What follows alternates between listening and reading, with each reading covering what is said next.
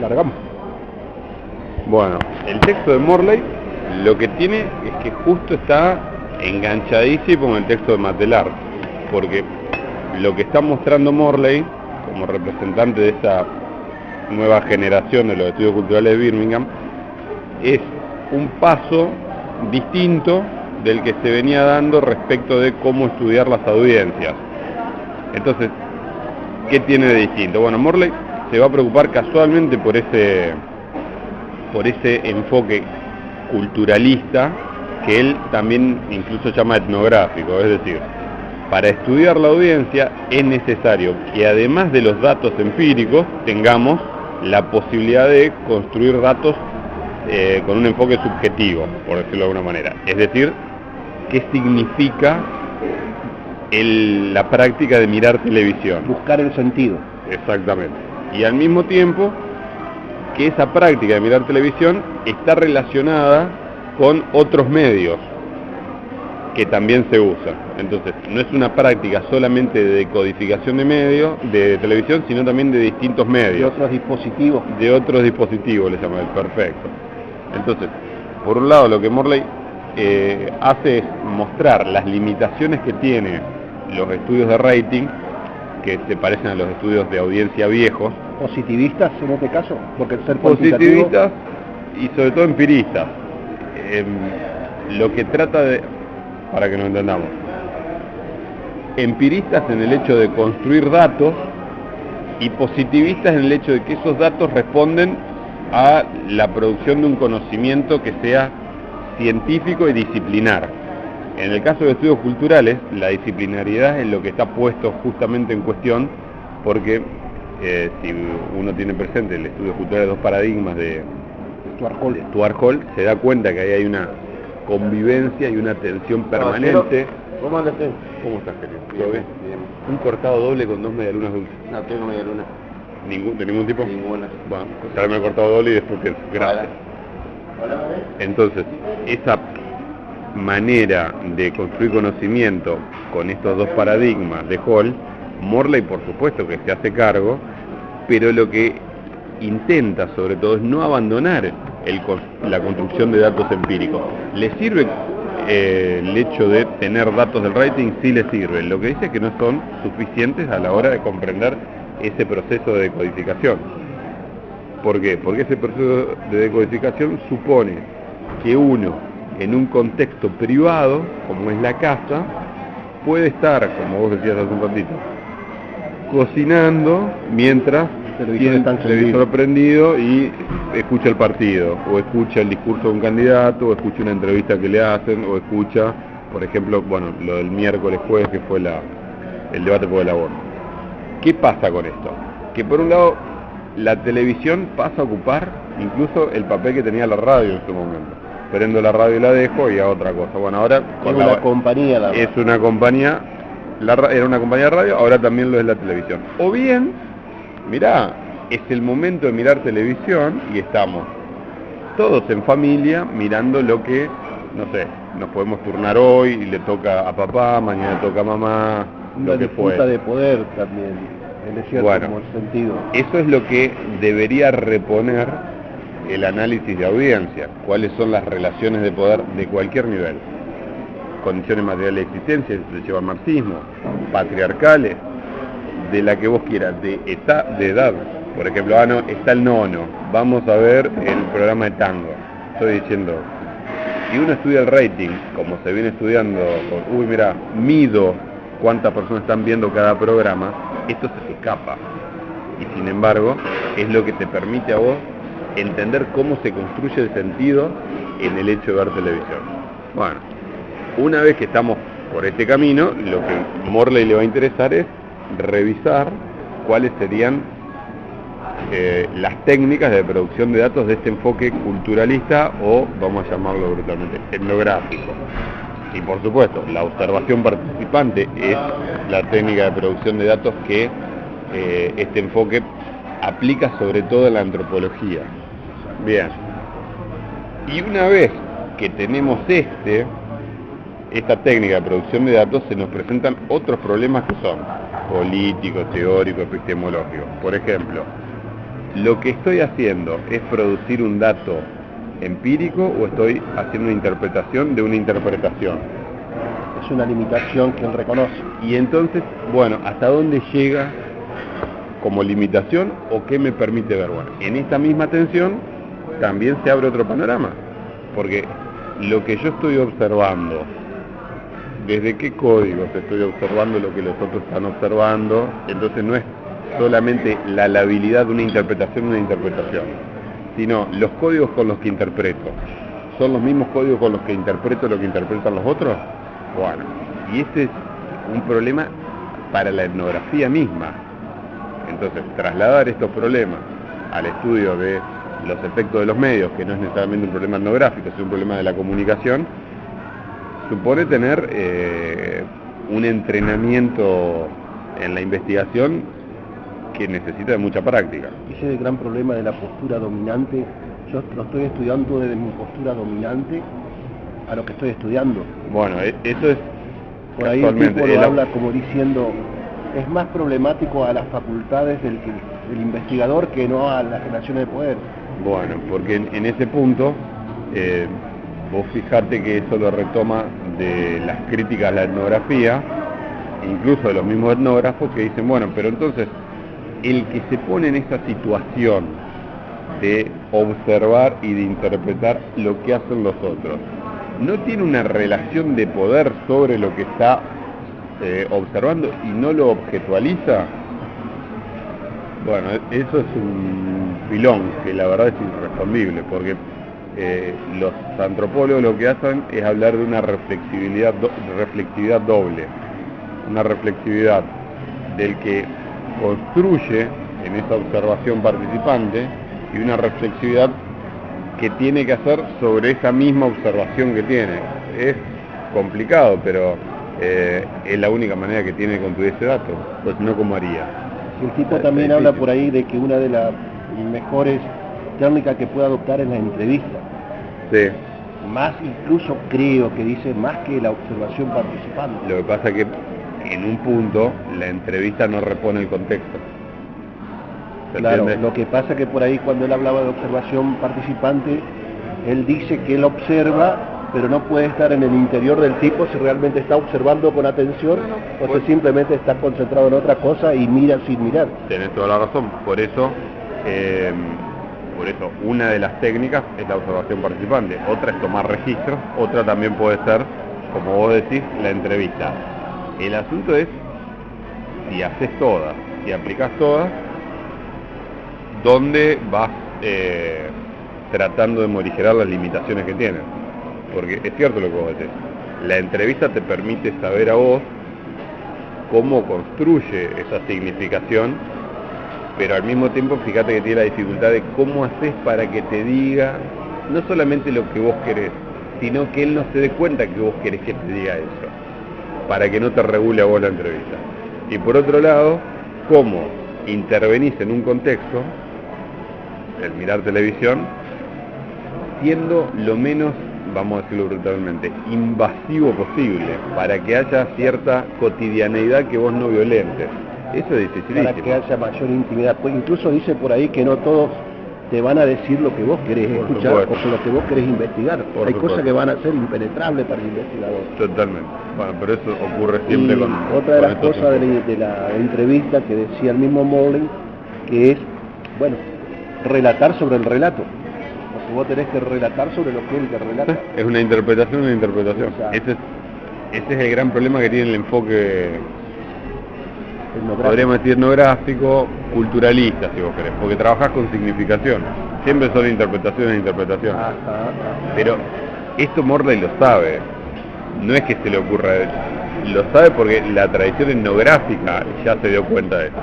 Él lo cita mucho a Clifford Geertz. Clifford Geertz en esto es muy claro. Sabe de las limitaciones, pero también sabe que es lo mejor que tiene. Ahora, lo importante es estar entrenado en esta descripción densa, le dice Geertz, que vos puedas reconstruir estos significados, esta producción de significación. Muchísimas gracias, por favor. ¿Lo conocés? No. Mario. Gustavo. Gran persona. Ah, bueno. Entonces, En Morley eso está. Y otra cosa que hace Morley es ser bastante crítico de Yen Ang. Ajá. Que Yen Ang lo cita un montón de veces. La cita. Es mujer. Porque el famoso estudio de Yen Ang sobre la serie Dallas, ¿sí? Sobre la serie Dallas creo que no lo hace de un enfoque etnográfico, sino que lo hace a través de las cartas de lectores que miran y ella interpreta eso. No hay un método científico. Por lo tanto, es bastante lábil. Eso lo cita más Matelar. Matelar lo trae a colación, porque en Matelar, ya pasamos, digamos.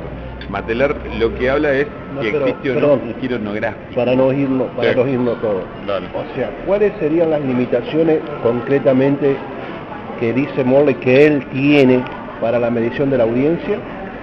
¿Y cómo mediría la audiencia? ¿A través de qué instrumentos? Que ya lo dijiste, pero para hacer una conclusión ahí, redonda. El problema no es la medición de la audiencia, ni cómo medirla. Tiene cómo medirla con los estudios de rating. El asunto es cómo complementar esos datos, o cómo aportar datos que no sean de medición. O sea que Morley le acepta al estudio de rating como incompleto. Él le agrega, pero él lo acepta. Él lo toma como válido. Vos sabés que esto era lo que intentaba, a ver si lo...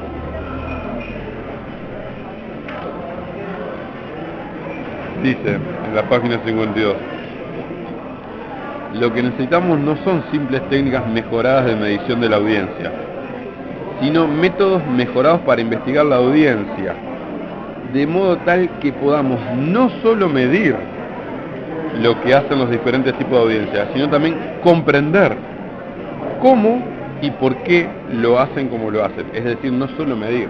Medir es importante, pero también es importante comprender cómo es que están mirando televisión. O sea, encontrarle el sentido.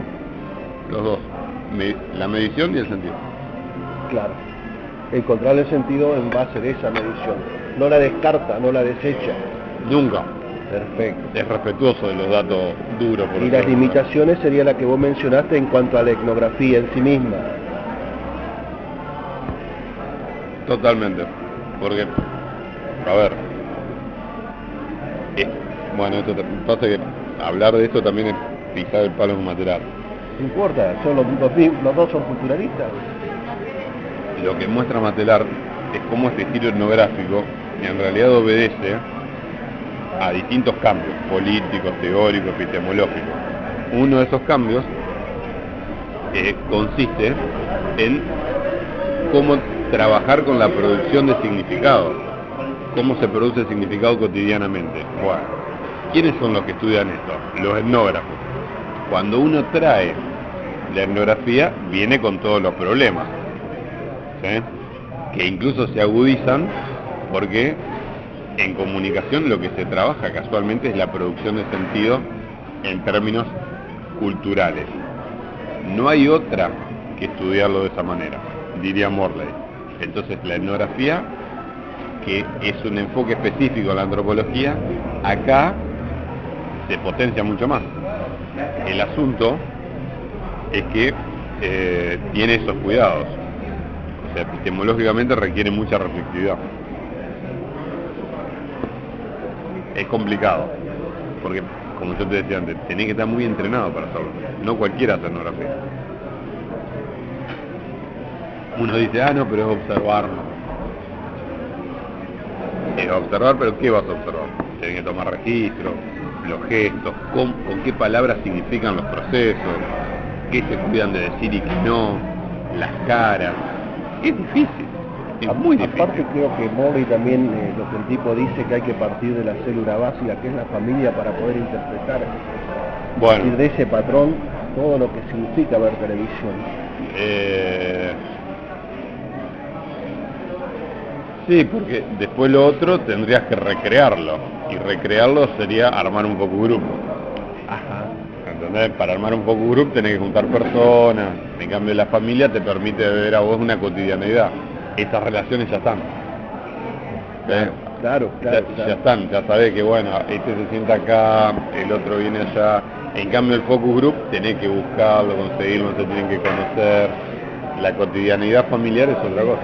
Y aparte me parece que por ahí también mencionaba como espectador activo, entre comillas, no estoy hablando, y espectador pasivo. El activo era aquel que manejaba el control y el otro que tenía que ponerse a ver lo que el otro disponía que se viera. Esa es una relación de poder. Claro, es lo que estábamos hablando hoy. Entonces vos decís, uy, mirá, en esta casa la mujer es la que maneja el control remoto, pero en otra ni se acerca, ve lo que mira el marido. O los chicos se tienen que morfar todos los programas que le gustan a los padres, o al revés. Los padres, con tal de no escuchar a los hijos, ponen los dibujitos. Hay 10.000. Ahora, eso solamente lo puede ver en una familia que está acostumbrada a eso. Cuando habla de prácticas Morley, refiere específicamente a esto de las relaciones... Relaciones cotidianas. Y esa cotidianidad, qué mejor lugar que la familia. Bien. ¿Te acordás que la compañera decía, ¿cómo era? Actúa normal. Uy, mira, viene alguien a observar, actúa normal. Sí. Entonces, a ver, como para concluir con esto, ¿qué agregarías vos a todo esto como para decir, esto es la lectura de Morley? Que el tipo se inscribe en un proceso que lo excede y trata de rescatar, por un lado, el dato de la medición, atendiendo sobre todo a que él, además de eso, necesita producir un dato de tipo, vamos a decir, subjetivista, culturalista, etnográfico. Ahora, para producir ese dato necesita tener las técnicas para producir los datos. Y esas técnicas y esos datos requieren cierta reflexión de cómo se hace para producirlos. Bueno, en eso estaría Morley. Es muy interesante también cuando dice que no hay que pensar que uno ve televisión y solamente la relación que la tiene con la televisión, sino con un conjunto de otros medios, de dispositivos, como vos dijiste, que en esa época era la videocasetera, claro, capaz que el Walkman.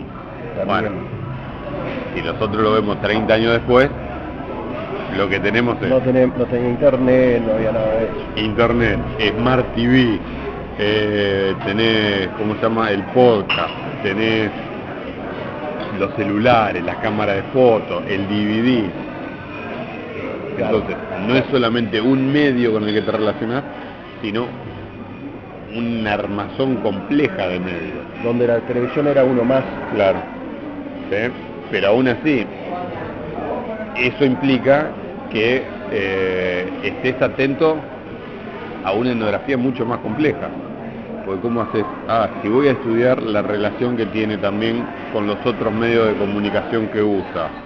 O, bueno, entonces ya no voy a tener que esperar que estar en la sala de estar o en la mesa viendo cómo ellos ven televisión. Voy a tener que ver cómo usan los otros. Más difícil aún.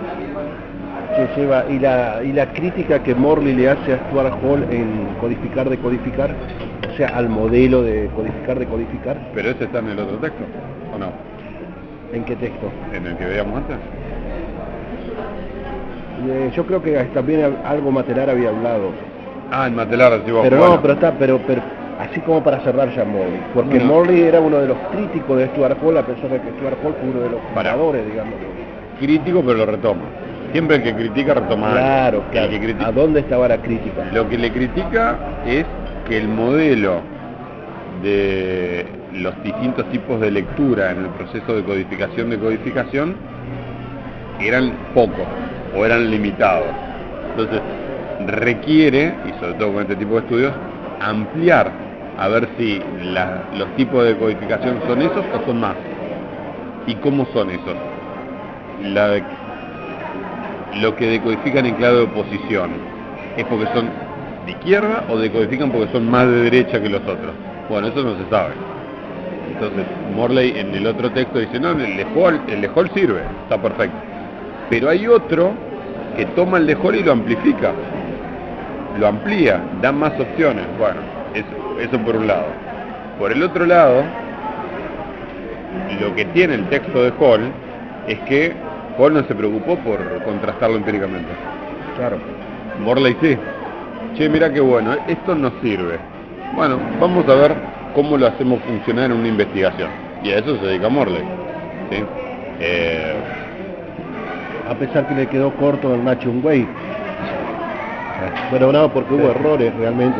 Sí, hubo errores, pero hasta que errores ingenuos del tipo también. Uno lo ve y en la primera lectura ya le encuentra, mirá qué interesante, pero mirá cuánto se equivoca. Ahora cuando entras con la lupa, y sí, hay errores muy ingenuos. O por lo menos, ¿sabés qué? Para no criticarlo tanto al pobre Morley, quizás el tipo no es lo suficientemente explícito ni te blanquea todo el proceso de investigación como te recomienda Bourdieu. Entonces vos decís, no, voy a estudiar, y después a mitad de camino decís, no, solamente alcancé esto. Más vale agarrar y decir, pretendía estudiar todo esto, me alcanzó para esto. Aún así, esto me parece que puede llegar a contribuir al asunto. Cuando vos mostrás las cartas así, te atajá mucho mejor los penales. Si no, che, boludo, no dijiste todo lo otro. O no me... Vos decís que interpretás el programa, que lo ponés a decodificar de esta manera. Bueno, ¿por qué no me mostrás un poquito más de cómo vos interpretaste el programa?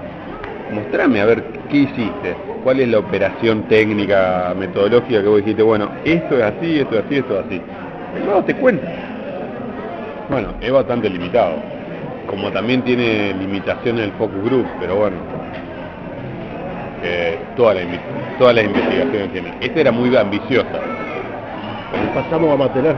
Bueno, en Matelar, lo que está muy bueno para entender es cómo circunscribe este giro etnográfico, a una época en la cual hay distintos giros, político, teórico y epistemológico.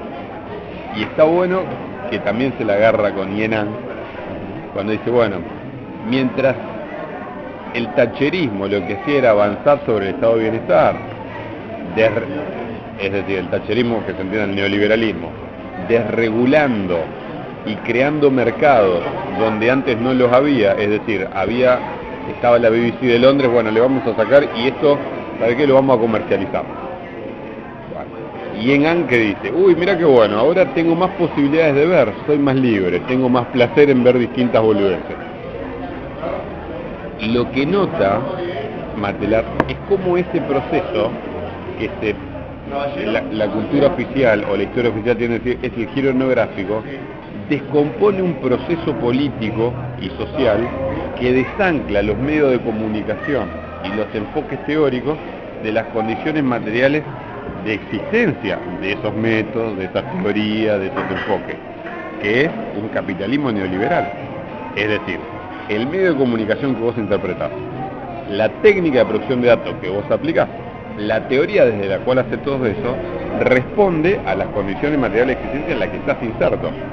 Entonces, lo que hizo el giro etnográfico es disolver ese problema político, que son relaciones de poder. Entonces, mucho enfoque cultural, mucho giro etnográfico, pero ¿sabés qué dejaste de ver?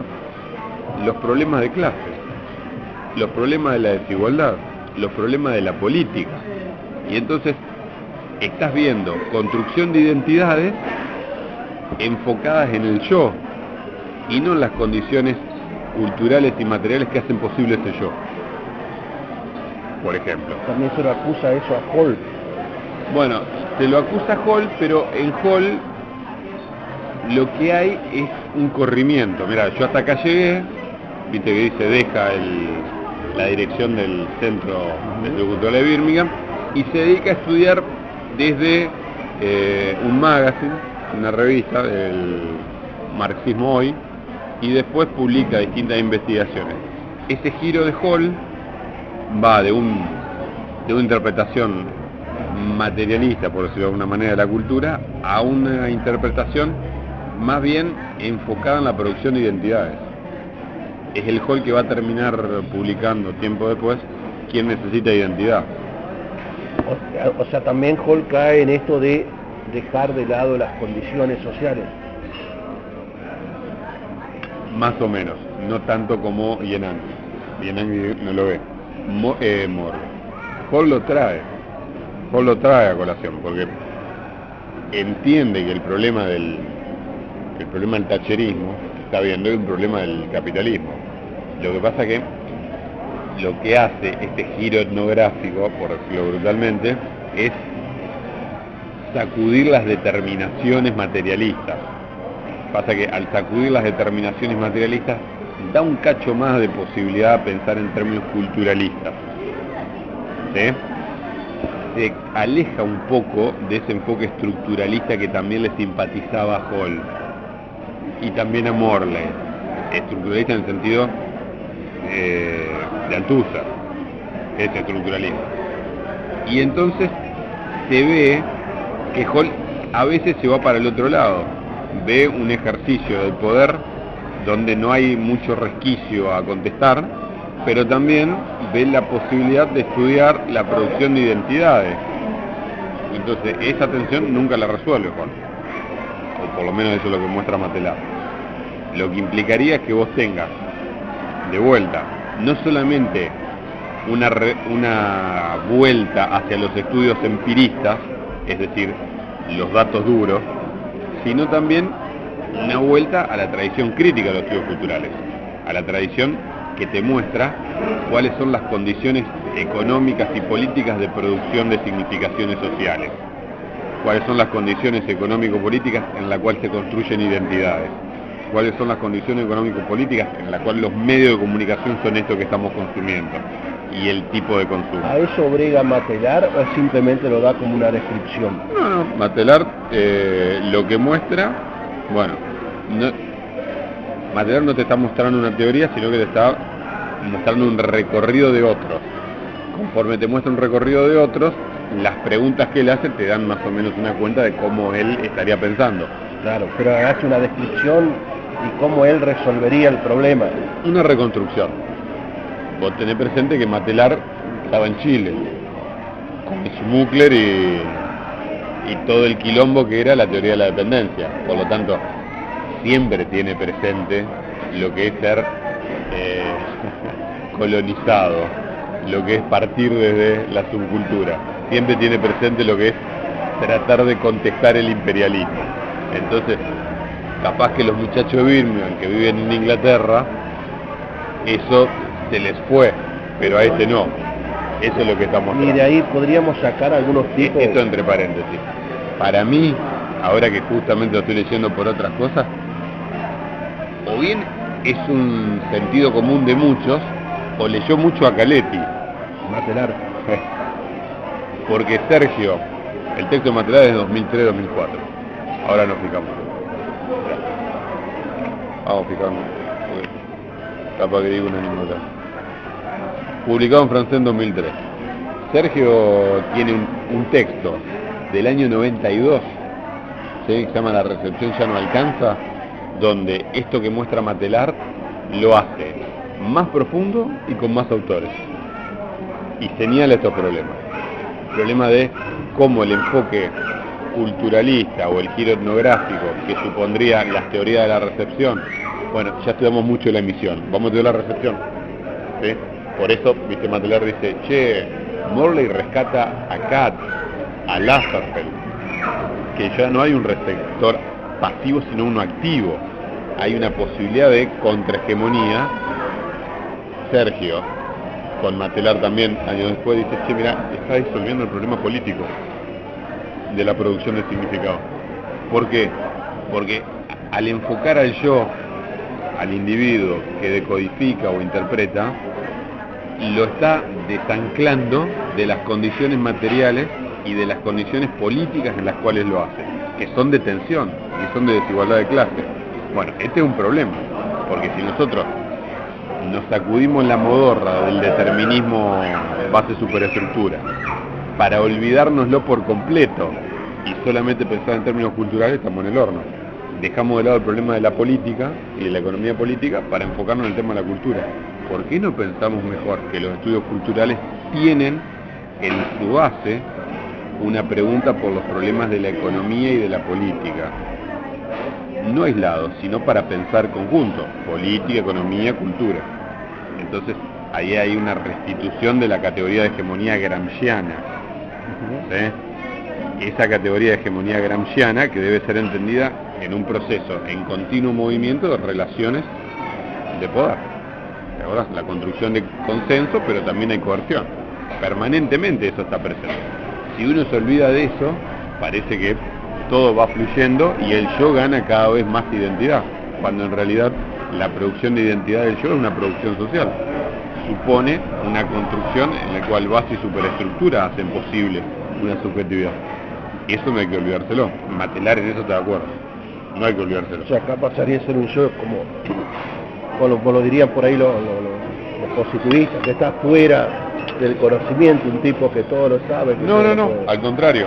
Está dentro y puede elegir. Pero vos estás desarraigando de todo. No, digamos, no es que lo está desarraigando, no le dan importancia directamente. Pero no es desarraigarlo también para analizarlo al tipo fuera del contexto histórico. Es pensar que todo es una construcción cultural y olvidarse que existen las especificidades económicas y políticas. Entonces, está muy lindo lo de la cultura. Ahora, vos podés decir, mirar televisión es una práctica cultural. Sí. Perfecto. ¿Te alcanza? No. ¿Qué necesitas saber? Y mirá, necesitas una economía política de los medios. ¿De quién son los medios que vos estás viendo? ¿De dónde viene la programación? ¿Sí? ¿Quiénes son los dueños de esa programación? ¿Son los burgueses? ¿Son los proletarios? ¿Quiénes son? ¿Quiénes son? Bueno, burgueses, ¿qué burgueses? Porque ahí también dice, che, mirá, el paneuropeísmo hay que dejarlo de lado porque le estamos consumiendo lo que la industria cultural yanqui nos está mandando. Es decir, no vemos la telenovela inglesa, vemos Dallas, que le hicieron los yanquis. Entonces, ya ahí tenés matices que son otros. Bueno, si vos pensás que podés construir conocimiento cultural sin tener esto presente, te estás olvidando un montón de cosas importantes. Y al mismo tiempo disolvés los problemas políticos, que son de tensión. Esas son las equivocaciones, entonces, o cómo llamarlo, son a lo que arriba Stuart Hall. Más Morley que Stuart Hall. Y Morley. Más Morley que Stuart Hall. Es lo que está viendo Matelar. ¿Sí? Y cuando él habla de dos posturas, porque creo que habla de una crítica. Vamos a ser justo con Morley y con Hall. Matelar lo escribe en el 2000. Morley y Hall lo están pensando mientras esto va sucediendo, en la década del 80. Entonces, es difícil con el diario del lunes hacemos política todo. Y este, más que el diario del lunes, el diario del jueves. Entonces, vos decís, ¿son boludos? No son boludos.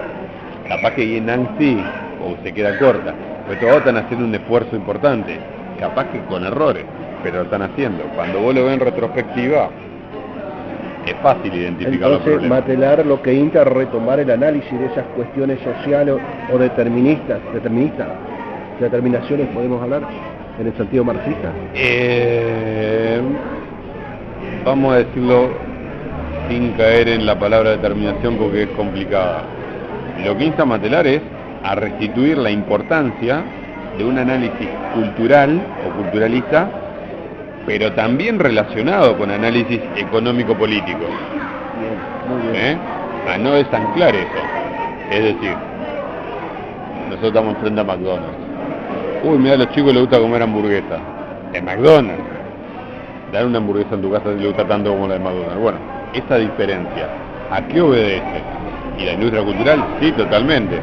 ¿Y cómo es la circulación de productos culturales? Y de esta manera.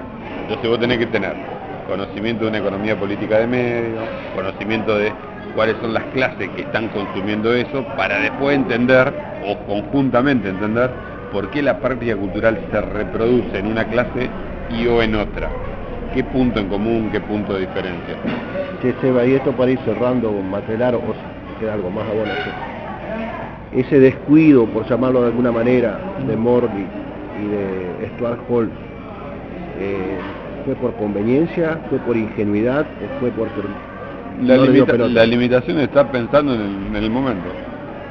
Porque, fíjate, no lo dice. Lo superó entonces los cambios, los grandes cambios, digamos, porque las grandes transformaciones. Ahí no lo dice Matelar, pero date una idea. Entre el 78 y el 80, en 2 años, se empieza a desmontar el estado de bienestar en muchas partes del mundo. Entonces vos tenés en el 78 y Verá que acá ya la memoria ahí le erro. Entre el 78 y el 80 tenés que China liberaliza la economía, pero mantiene un socialismo de Estado. ¿Sí? Tenés la elección de Thatcher y tenés la elección de Reagan, que son los que empiezan a hablar del neoliberalismo. Bueno, todo eso, que uno lo ve, pero implicaba ir en contra de los derechos de los trabajadores, desmontar un estado de bienestar que estaba muy cómodo en Inglaterra y que se mantenía en Estados Unidos. Implicaba que, esto que habíamos hablado hace un ratito, que vos tengas que a las comunicaciones, en vez de estar reguladas por el Estado, a liberar, se liberalicen. Todo eso que va transcurriendo en poco tiempo y que se va agudizando cada vez más rápido, los tipos, llega un momento que lo pueden estudiar, llega un momento que no. Entonces, lo que pueden constatar es que hay cambios. ¿Se quedan cortos? Sí, como todos. Como todos. El problema es que justo se quedan cortos de la cuestión económico-política. Olvidan la matriz inicial del marxismo, con Hogarth, Thompson y Williams. Marxistas, Hogarth no, pero Williams y Thompson marxistas, con sus bemoles y demás, pero son marxistas, intentando que el marxismo incorpore una dimensión cultural o culturalista para desmontar ese determinismo, no de ellos, sino del marxismo en general, de base superestructura. Hogarth no tiene ese marxismo, no es un marxista, digamos, pero no está tan lejos, ¿sí? Sería un liberal de izquierda en todo caso. Entonces, sirve para ver cómo antes vos dabas por seguro que las maneras de construir identidad estaban relacionadas con unos determinados medios y un determinado consumo de esos medios, con un Estado y un determinado tipo de Estado, en este caso bienestar, con los partidos políticos y demás, y de repente tenés un mercado de medios de comunicación que ofrecen productos que ni siquiera son europeos. Tenés que el estado de bienestar se empieza a desmontar en pos de que el Estado se achique en sus responsabilidades sociales y crezca en otro tipo de circunstancias, por ejemplo, que se vuelva más represivo. Y por otro lado, lo que tenés es como las personas que antes estaban ligadas a los partidos políticos empiezan a participar de otra manera en la política, con movimientos sociales, por ejemplo. Entonces, ahí hay muchos cambios que los tipos tratan de estudiar como pueden. ¿Sí? El asunto es que lo hacen con errores, porque ya te digo, ahí hay siempre con el diario del lunes, jueves, es muy fácil. Entonces, in situ. No, en realidad no hay dolo, hay culpa. Se le escapa. Sí, se le escapa. No es que los tipos perversamente que yo no estudio más porque me alío con esto, no. Hay que ver también, o habría que ver, qué hacen los otros. Qué hace Frankfurt, por ejemplo. O qué hacen otras investigaciones críticas. Acá Matelar se preocupa por los estudios culturales, que tienen una tradición marxista.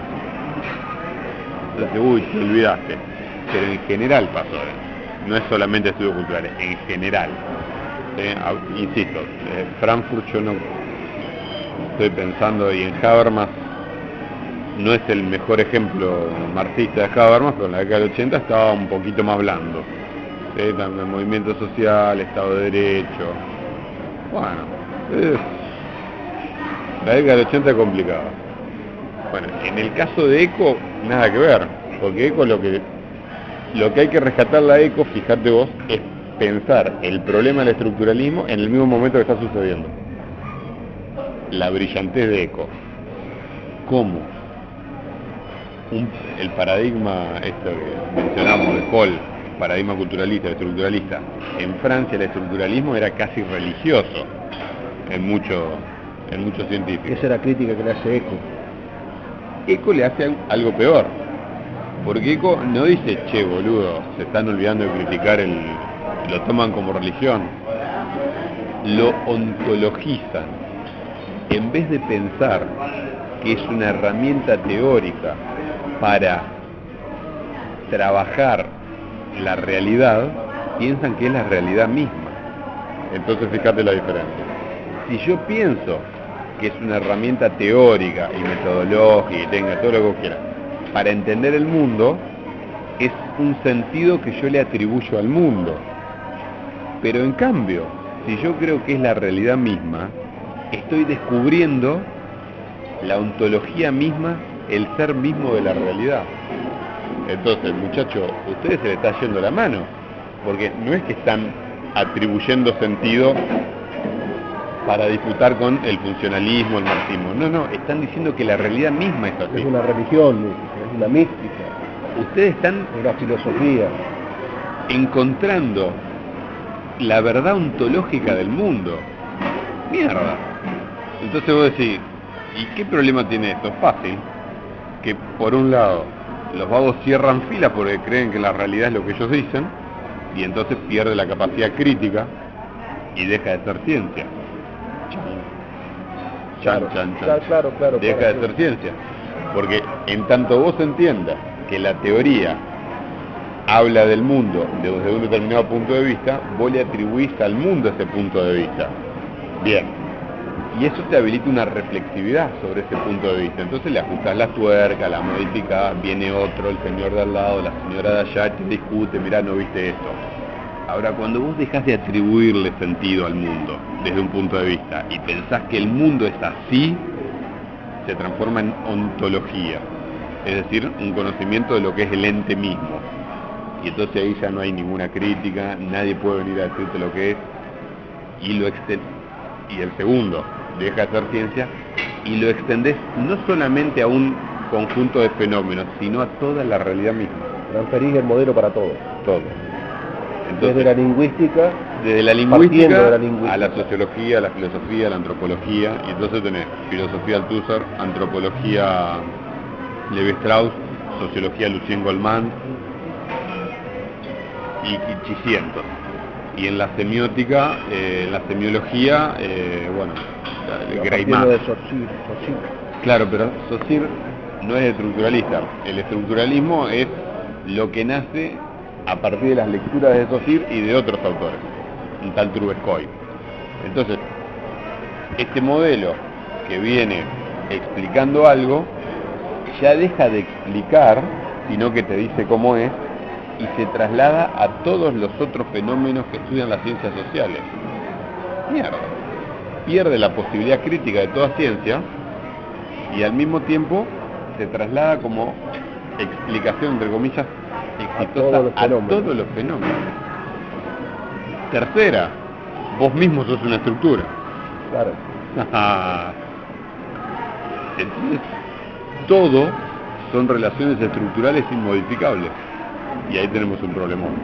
Bueno, eso es lo que Eco muestra a fines de la década del 60, cuando el estructuralismo está quizás en el cenit. Ojo, yo te digo la brillantez de Eco, no es el único, nosotros no lo trabajamos, pero Deleuze, por esa época, tiene un texto que se llama ¿En qué se reconoce el estructuralismo? A Foucault y a Derrida le preguntan mucho y Foucault y Derrida salen a responder, revisando el estructuralismo. Pero en estas poquitas páginas Eco lo demuestra claramente. O sea, en el estructuralismo el individuo pasa a ser una estructura más y deja de ser individuo, deja de ser sujeto, deja de ser nada. El sujeto en el sentido de sujetado. Y cuando ahí está... Es un efecto de la estructura. Cuando está mencionando el ejemplo ese de Levi Strauss, que habla del regalo, de Levi Strauss. No sé, alguien me dijo que era Strauss. No, los que entienden francés dicen que se pronuncia Levi Strauss. Yo no entiendo francés, pero el que él sabe, Lambrusini, no, Levi Strauss. Bueno, que habla del regalo entre los aborígenes, el Mau que se llama. ¿Qué está reflejando ahí Eco en ese ejemplo? ¿Es una crítica que le está haciendo? No, está mostrando cómo en realidad el estructuralismo que nace para estudiar los procesos de significación, la lingüística, o las relaciones entre los signos, lo estás trasladando a un trabajo etnográfico. Y si el trabajo etnográfico se caracteriza exactamente por las particularidades que tiene en distintos contextos la construcción de sentido, estás barriendo también con eso. con todos, básicamente. Bueno, ese es el peligro del estructuralismo. ¿Fue una moda exitosa? Sí. ¿Explicó mucho? Sí, también. Pero, bueno, las limitaciones se fueron viendo... Y en psicoanálisis con Lacan. Me faltó. Entonces, Greimas, Lacan, Goldman, Althusser, Levi-Strauss, son todos tótems los tipos.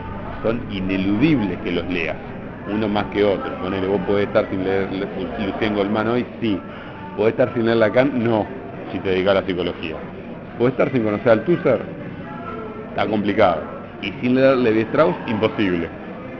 Después, si estás de acuerdo o no, bueno. Pero en ese momento esos tipos escribían y eran palabras, no te digo santa, pero...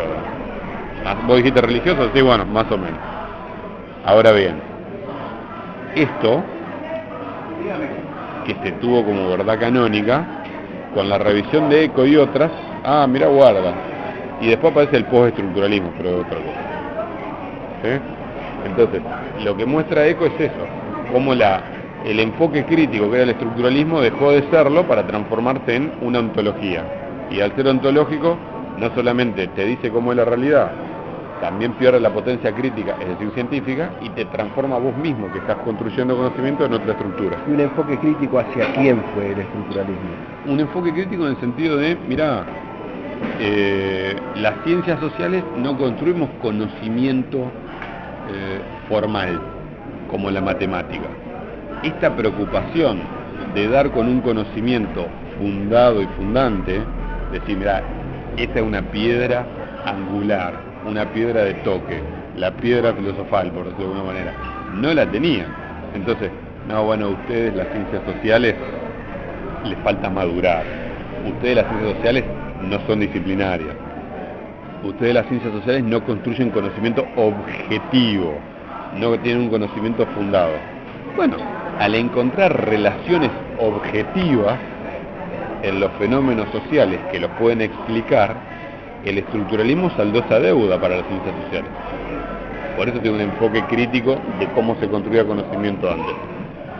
Y al mismo tiempo un enfoque que le permitió, Levi-Strauss lo dice, en el año 40 y pico, 50, mira el estructuralismo, estamos al nivel de la matemática. ¿Qué más querés? No hay una ciencia tan precisa como la matemática. Bueno, ahora nosotros sí, con el estructuralismo. Como contrapartida se ontologiza y pierde la potencia crítica. Pero la matemática yo la veo como que no la podés validar en lo empírico. Bueno, por eso es formal.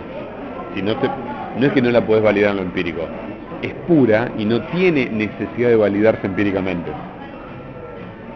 Que no es lo mismo. Una vez dijiste que el que construye verdad es el empirismo. Sí. Porque totalmente diferente de la hermenéutica y bla bla bla, que los tipos bla bla, pero nunca pueden demostrar por hechos. Está bien, pero fíjate vos, ¿qué es un axioma? Una verdad que no requiere demostración. La matemática, ¿qué te muestra? Los axiomas. Si vos tenés un conocimiento tan formal que no requiere investigación empírica, ¿es bueno o malo? Y para la matemática es bueno. Lo que pasa es que si los fenómenos sociales encuentran la manera o construyen o se les ocurre la manera de construir conocimiento formal y que encima pueda tener referencia empírica, yo soy lo asumo. Bueno, el estructuralismo es, ¿no ves? Se intercambian mujeres y aquellos también, una estructura, y todo obedece a lo mismo, una estructura, mierda, y Levi-Strauss te lo muestra. Pero de acuerdo, no tenían en cuenta las culturas, porque hay culturas diferentes. Pero fíjate vos que Levi-Strauss sí, porque Levi-Strauss que estudió esto, lo explicaron. Yo no leí toda la obra de Levi-Strauss, ni la voy a leer jamás. Levi-Strauss se da cuenta que en todas las culturas existe la prohibición del incesto. ¿Cómo demuestra esto? Un grado de prohibición del incesto. El nuestro tiene que ver con los padres y con otro tipo de relaciones de parentesco. Pero en otras culturas era con los padres, pero no había problema con las otras relaciones de parentesco. O se podía con los padres, pero no con otras. Y dice, mirá, existen 4 elementos que se dan en relación, se llama estructura estructura elemental o estructura formal, que es el avunculado, papá, mamá, nena o nene y el tío materno, que a partir de esta estructura todas las otras relaciones se van derivando con sus diferencias, pero esa no cambia nunca, está presente en todas las culturas. Entonces la prohibición del incesto pasa de ser un fenómeno natural, estar en todas, y un fenómeno cultural, estar en todas con diferencias. Mía, ese dato que aporta Levi Strauss, cualquier ciencia sale corriendo y dice, a ver cómo es. El asunto que todos compraron e intentaron hacer lo mismo, a riesgo del otro, de ontologizar lo que estaban conociendo. ¿Entiendes? Está bien. Tengo mi duda si no aparecerá por ahí algún cisne negro. Bueno, no conozco tanto Se me Levi ocurre Strauss, a mí, no, es posible. En cuanto a eso de la demostración del incesto, si no existe alguna cultura en alguna parte del mundo que diga, pasa por otro lado el tabú. Es que, vos fijate, cuando vos decís pasa por otro lado, ¿en qué sentido? ¿A qué te referís? Digo directamente que capaz que para algunas culturas el incesto es lo más natural. Bueno, pero entonces no existe el incesto en esa cultura. Exacto. Bueno, ¿qué diferencia habría entre ser animal y esa cultura? Nada. Bueno. Pero ¿es posible o no es posible? Según Levi Strauss, ¿no? Hoy no sé, pero antes. Según Levi antes Strauss, de toda la civilización. Según Levi Strauss, no. Todas las culturas conocidas tienen algún grado de prohibición del incesto. Vamos a creer a Levi Strauss. Levi Strauss tenía en su estudio, no mapas, pero diagramas de los mitos, y estaban todos relacionados. No, Levi Strauss es como Juanito Villar. más o menos. Imagínate que el tipo de saber todo. Imagínate que el loco estuvo 70 años, 80 años investigando eso, murió a los 100 y pico. Hay que tener no solamente cabeza, hay que tener constancia para hacer eso. Hay que tener realmente, que se te ocurra la idea ya es una bestialidad, pero la constancia, mamita. No te robo más el tiempo. Dejá, querido, no, hoy me hago cargo yo. ¿Vos te haces cargo? Mañana vas a ser vos. Bueno. Vas a ser